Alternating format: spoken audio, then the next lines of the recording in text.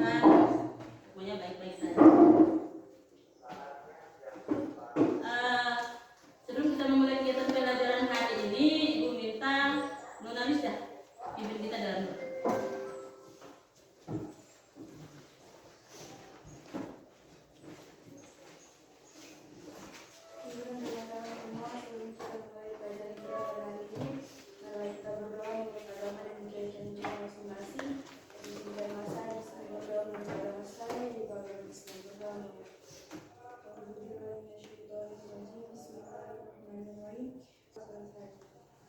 Amin. Terima kasih.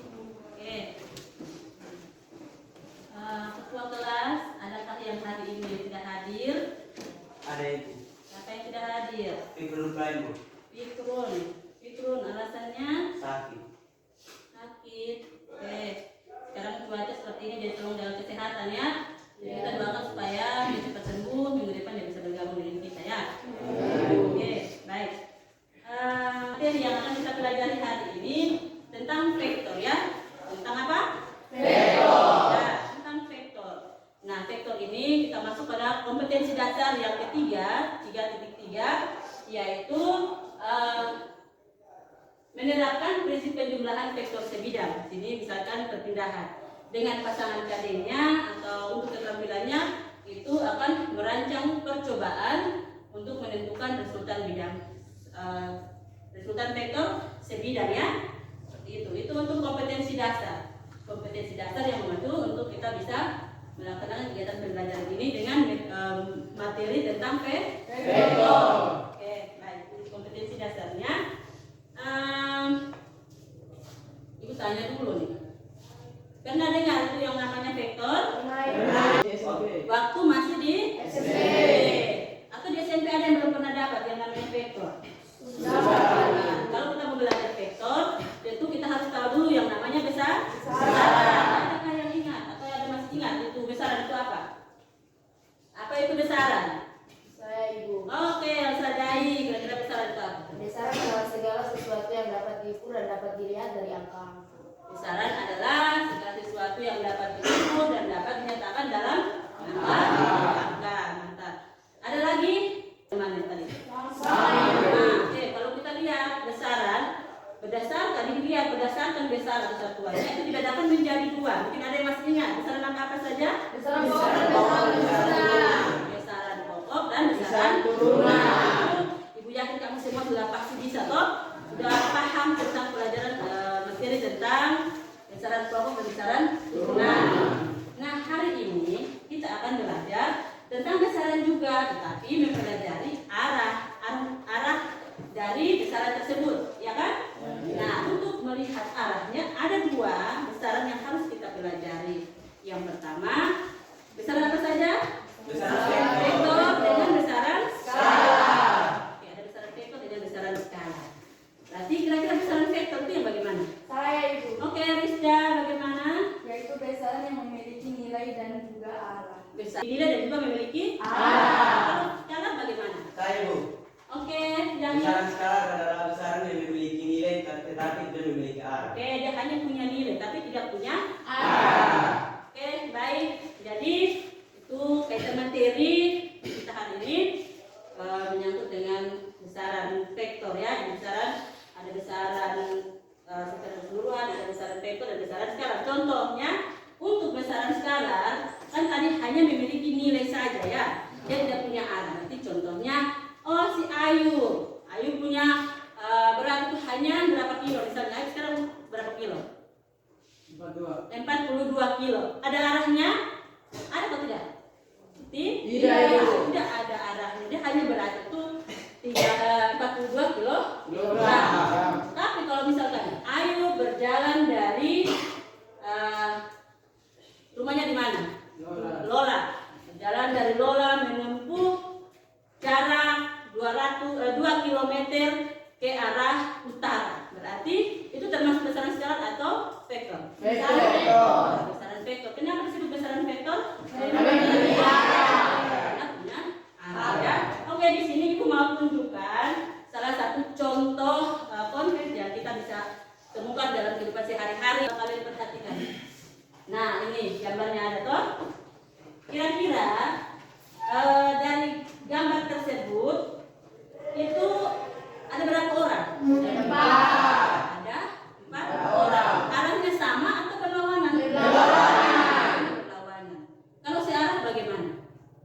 apakah bisa terjadi tarik menarik? Iya. Nah, supaya terjadi tarik menarik harus ada perbedaan Nah, kalian lihat yang baju merah itu arahnya di sebelah barat, arahnya di sebelah timur.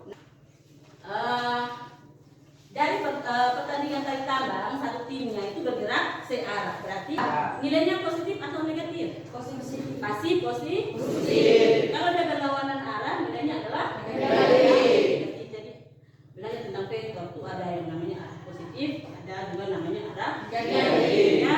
Oke, baik. Jadi itu sedikit gambaran yang menyangkut dengan materi kita hari ini tentang vektor. Ada banyak yang akan kita pelajari di dalamnya, termasuk cara menentukan resultan vektor, bagaimana kita menulis atau mengetahui lambang dari notasi vektor tersebut. Jadi dari pengetahuan tersebut kita bisa mengambil tujuan. Di sini tujuan yang Ibu ambil itu ada 6. Pertama itu adalah mendeskripsikan perbedaan besaran vektor dan besaran skala. Yang menyebutkan contoh besaran vektor dan besaran skala. Yang berikut menuliskan simbol notasi vektor dengan benar dan menentukan resultan vektor dengan benar.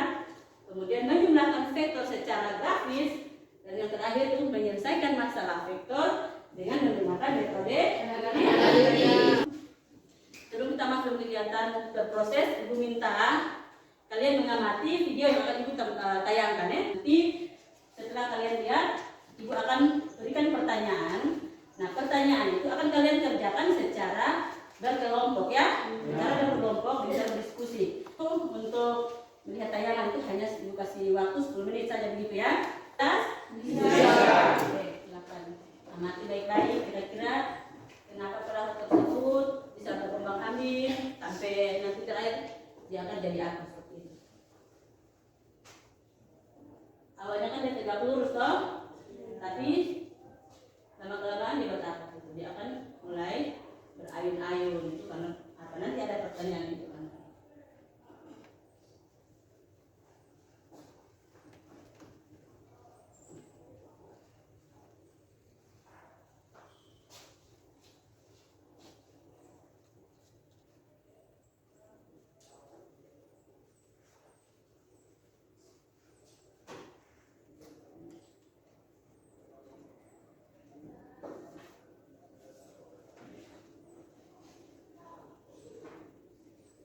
Oke, sudah jelas atau mau diulangi lagi? Jelas ya. Kalian bentuk kelompok sesuai dengan kelompok yang sudah Ibu pernah berikan waktu pertemuan sebelumnya ya.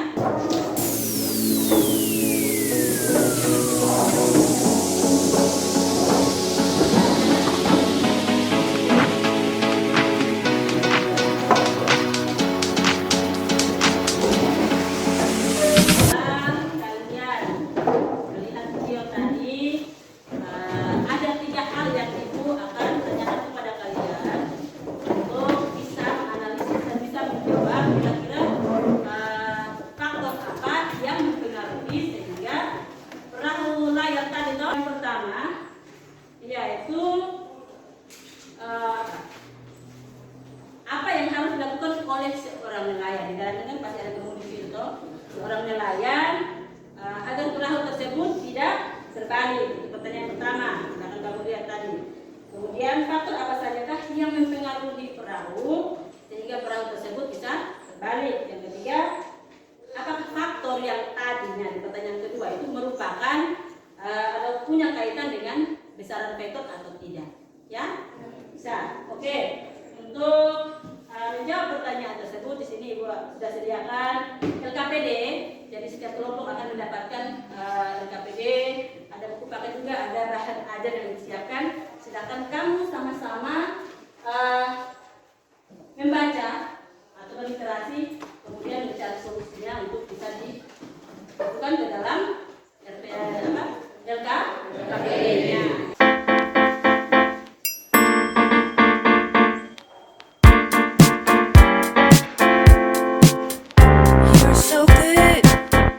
Not for me. Don't try to be a person you'll never say we're different, but it's not a secret. Every time I see you, I wanna say, I don't want to love you, don't want to fight. Kerjakan mulai dari sekarang, harap tenang, tidak boleh ribut ya. Karena nanti ibu akan nilai kira-kira kamu punya kegiatannya itu ada yang begini itu juga punya. Ibu minta kalian tetap aktif dan bekerja sama toh. Ya, Ibu.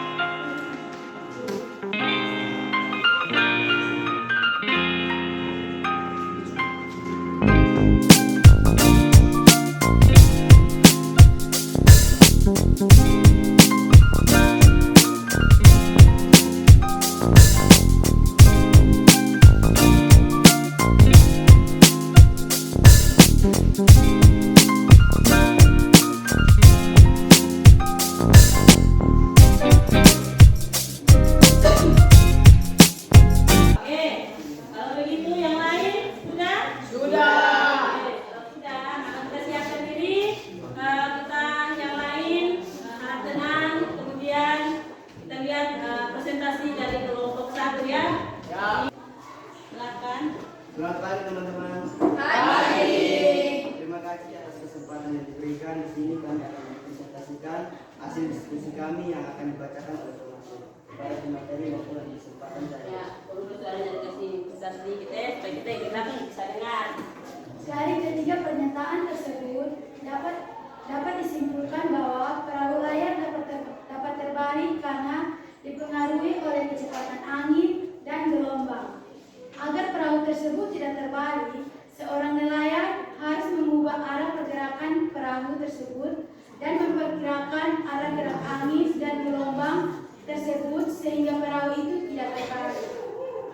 Besaran vektor adalah besaran yang memiliki nilai dan juga arah, contohnya panjang, kecepatan, dan usaha.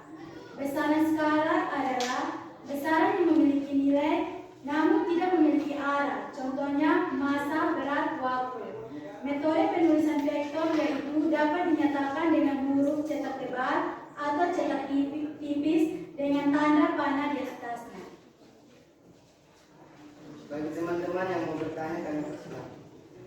Ya, Terima kasih. ayo bersemangat dari ini. Ya, Di sini saya memberi pertanyaan kepada kelompok satu, yaitu mengapa adanya besaran skala tidak memiliki arah? Jelaskan.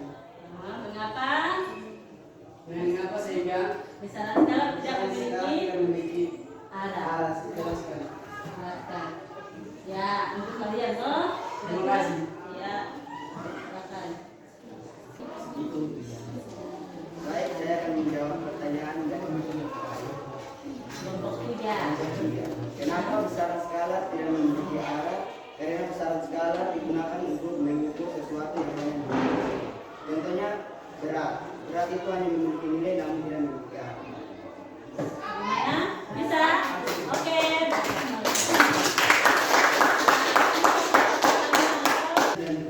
Terima kasih. Jika ada kesalahan kami mohon. Ya, jika ada kesalahan dimaafkan. Ya, oke. Oke, oke, kelompok berapa? 3, siap? Siap.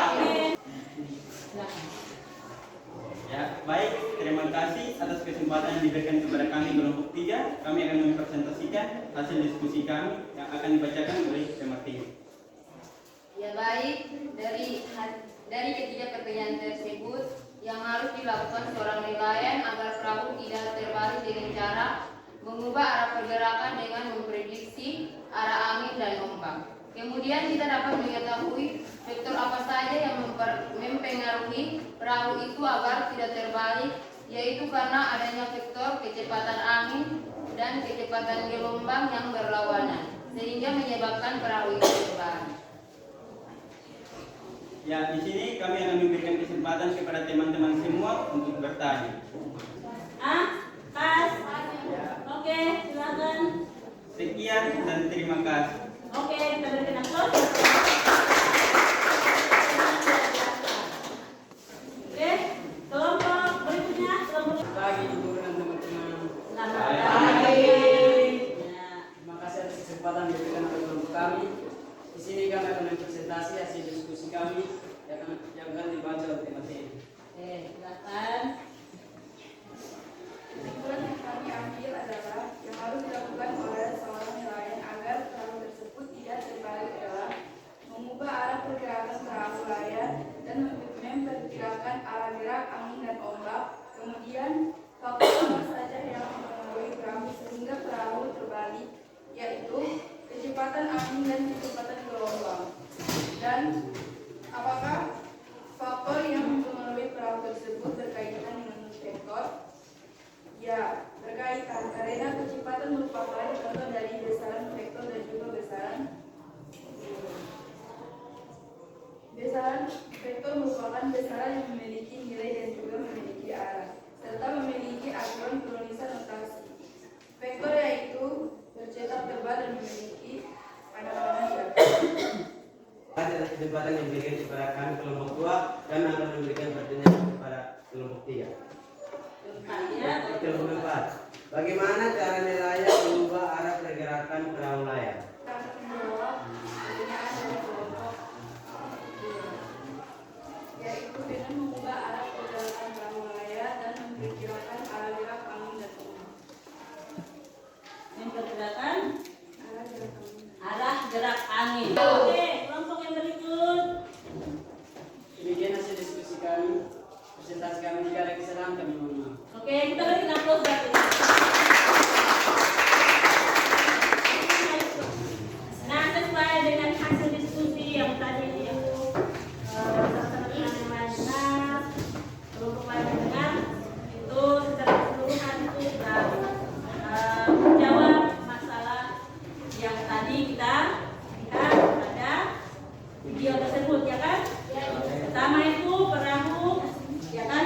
Yang harus dilakukan oleh si nelayan itu yang tadi teman sudah jawab bahwa dia harus mengubah arah pergerakan perahu. Jadi atau menuliskan notasi atau simbol vektor, maka kita harus tahu dia punya aturan. Yang pertama ditulis dalam huruf kapital, bisa bercetak tebal, bercetak tipis ya.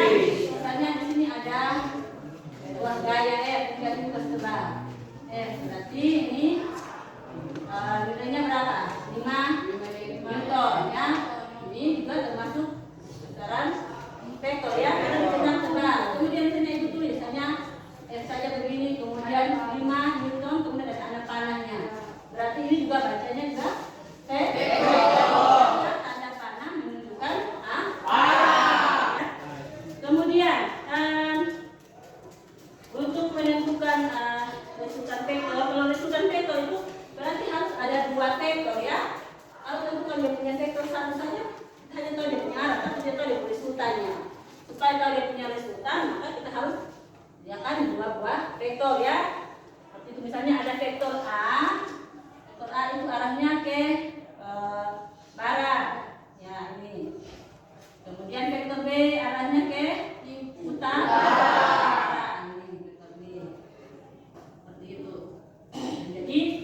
Dia harus belajar. Nah, jadi secara keseluruhan dari pemecahan masalah tadi sudah bisa kita simpulkan ada beberapa kesimpulan. Kalau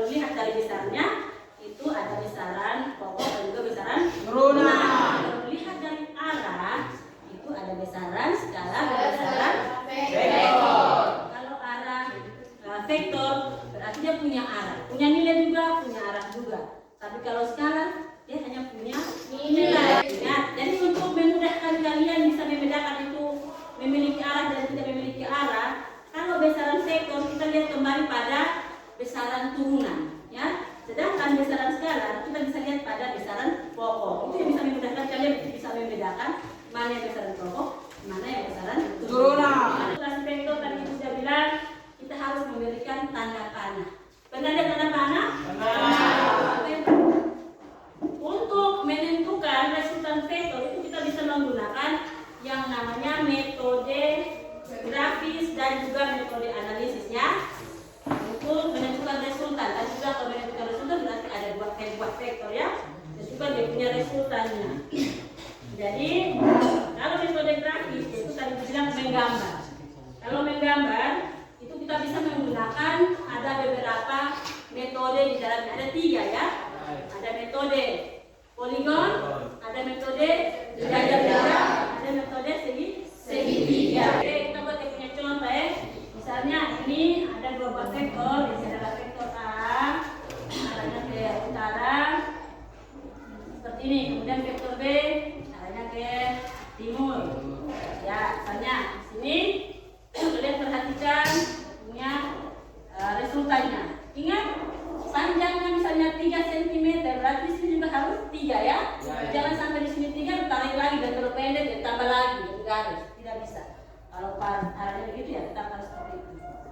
Ya, ini 3. Kemudian sesuai dengan dia punya aturan gambar vektor B. Di mana vektor B dia punya pangkalnya itu ada di ujung vektor A. Pangkalnya ada di sini, kemudian kita tarik ke sini karena B arahnya ke sini seperti ini. Nah, ini A, ini B. Supaya tahu dia punya resultan, kita tinggal tarik dari pangkal vektor A ke ujung vektor B. Ini yang dinamakan penjualan resultan vektor sama dengan A tambah. Contoh tadi ada jarak, ada juga berpindah. Jaraknya itu dari misalnya titik A ini titik B ini C. Jadi jaraknya dari A ke B ke C. Misalnya catatnya jaraknya jadi dari A ke B tambah B dan C. Misalnya ini 3 kilometer ya, ini 2 kilometer misalnya. Maka A ke B itu adalah 3 kilometer, kemudian B ke C itu berapa? 2 kilometer. Oh, 3 tambah 2 dapat 5. Nah, kalau mau cari punya perpindahan dari sini kan ke sini tidak bisa langsung digunakan. Harus menggunakan yang namanya metode analisis ya.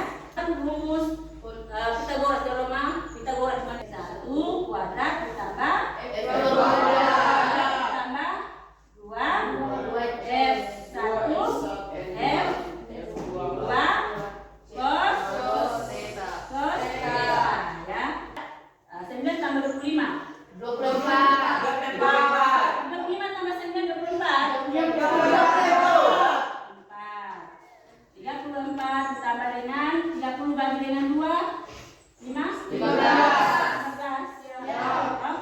34 tambah dengan 15 berapa? Kita tambah 15 kita tambah 1 4. Apa dari 49 berapa? 7.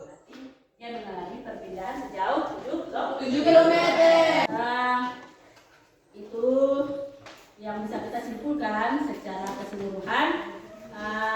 Ibu melihat kerjasama kalian saat berdiskusi sudah lumayan bagus. Tangan dulu ya.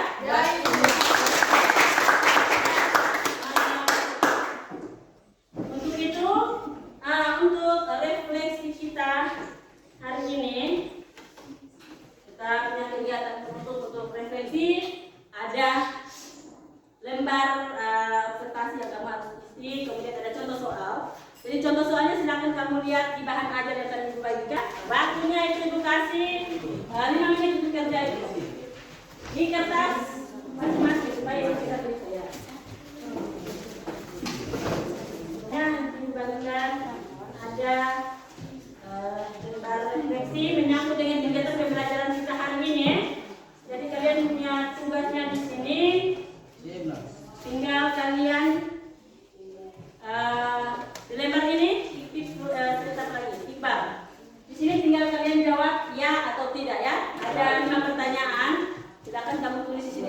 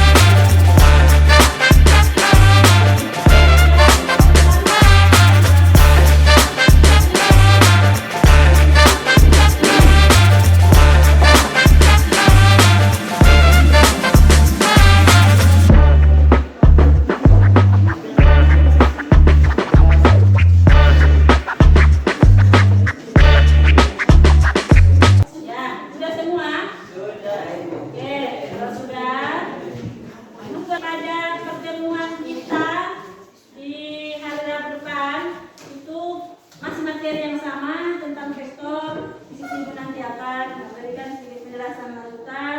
Kemudian di dalamnya kita akan melakukan percobaan sederhana menyangkut dengan vektor ya. Jadi kita akan menggambar denah vektor, denah simbola kita. Mulai dari pintu gerbang sampai di kelas, kemudian dari kelas turun ke perpustakaan atau ke ruangan guru, ya kan? Untuk tugas yang harus kalian kerjakan untuk kumpulkan pada minggu depan juga itu ada di bahan ajar.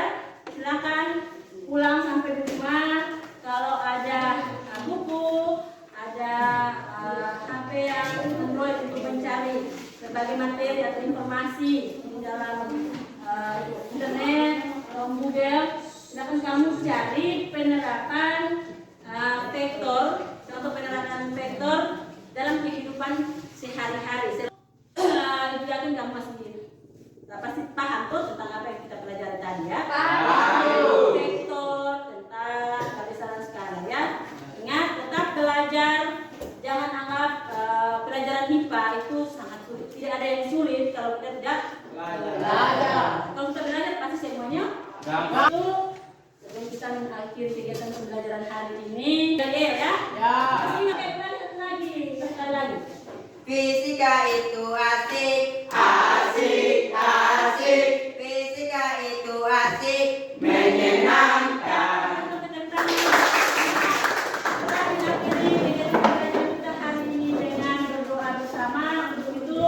Minta kesediaannya kita dalam doa.